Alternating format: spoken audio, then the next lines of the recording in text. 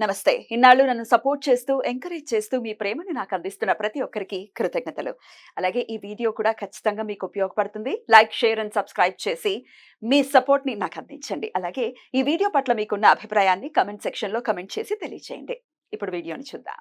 జ్యోతిష్య శాస్త్రం ఒక అద్భుతం. వేదాంగమైన జ్యోతిష్య శాస్త్రం అనేటువంటిది మానవ జీవన గమనానికి ఒక వరం. జ్యోతిష్య శాస్త్రం నీ జీవితంలో వెలుగునింపే ఒక భాష.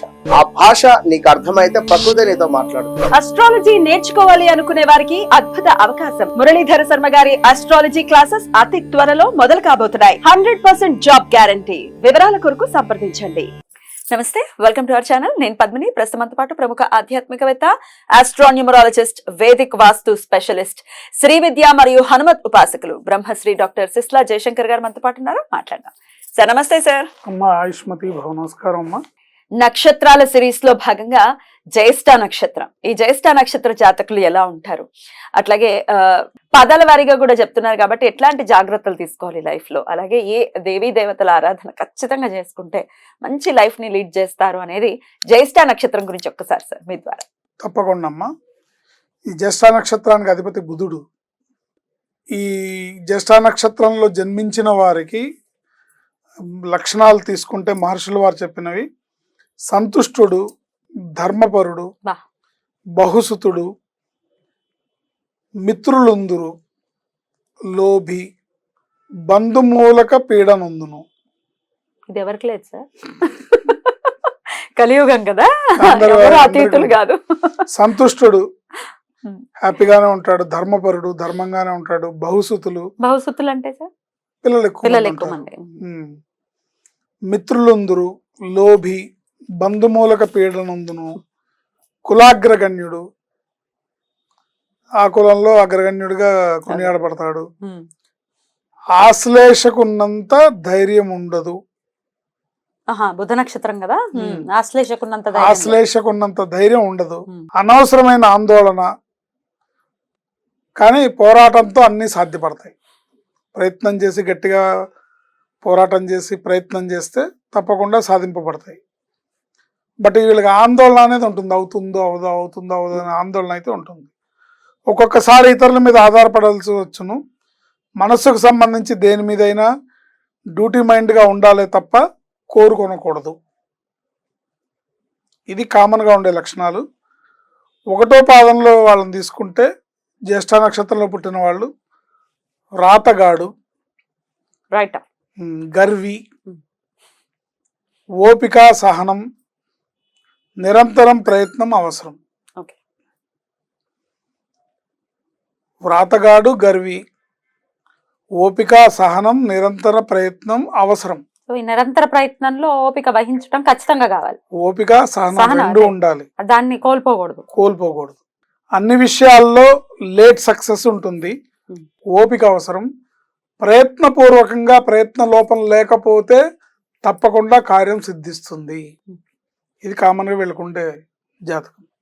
రెండో పాదం వాళ్ళకి సంగీత ప్రీతి, చతురభాషి.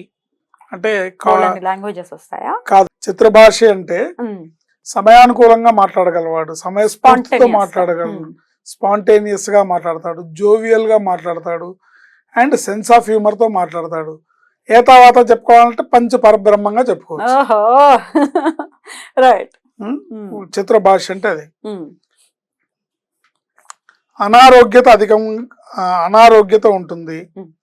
అధికంగా ఆశించుట వల్ల భంగపాటు, ఓవర్ ఎక్స్పెక్టేషన్, బాగా ఆశించడం వల్ల భంగపాటు ఉంటుంది. ప్రయత్నపూర్వక సిద్ధి, ప్రయత్నపూర్వక జయం, రెండు ఉంటాయి. ప్రయత్నం అనేది తప్పనిసరి. చేసే పనుల్లో ప్రయత్నం లేకుండా అప్రయత్నంగా సక్సెస్ అనేది రాదు, విజయం అనేది రాదు. ఎవరికైనా వర్తిస్తుంది, బట్ ఈ నక్షత్రం వాళ్ళకి ఎక్కువగా వర్తిస్తుంది. కొంతమందికి ఫ్లూక్ గా సక్సెస్ రావచ్చు కదా, కానీ అది నిలబడుతుంది అనుకోవచ్చా సార్? నిలబడదు కదా, జాతకంలో ఉంటే నిలబడుతుంది. ఓకే.